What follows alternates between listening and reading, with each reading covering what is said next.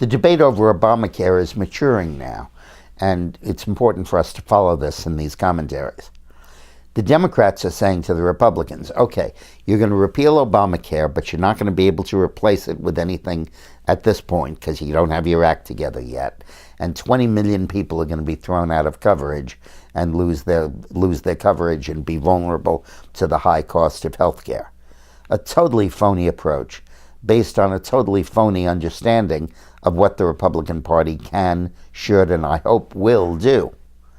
What they should do is not pass a bill saying Obamacare doesn't exist anymore. You can't put the country through that kind of cold turkey. On the other hand, you can stop Obamacare from growing, and you can set up the conditions by which it will wither away by itself and die. And that's what the Republicans need to do. So the first thing they need to do is to repeal the penalties for the individual mandate or the employer mandate or the insurance policies, so that anybody can buy any policy they want or buy no policy. An insurer can insure his employees fully or not at all and not risk a fine. Repeal the fines. That's because with 50 votes they can repeal the fine because that's a reconciliation budget matter, whereas repealing the mandate itself might take 60 votes, and they probably couldn't get that from the Democrats. But that's okay. Once you cut off the fines, the program will wither away. Once nobody else has to come into the program and nobody has to buy that kind of health insurance, it'll go away.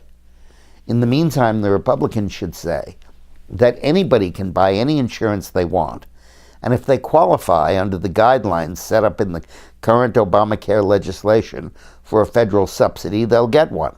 And they don't have to have the 100% soup to nuts coverage of everything that you have to have in Obamacare, which is why the premiums are so high. You have to have mental health coverage, you have to have substance abuse coverage, sex change operations, mammograms, even if you're male, all kinds of different stuff has to be covered. And that makes the premiums so high and the deductibles so high. If the Republicans eliminate the fine for having what the bureaucrats consider inadequate coverage, lots and lots of people are going to leave Obamacare, particularly young people, and say, hey, I just want catastrophic insurance in case one of us gets cancer or gets hit by a bus. Otherwise, we don't use health care that much. We don't have to pay that high a premium. And when they're allowed that choice, they'll take that choice.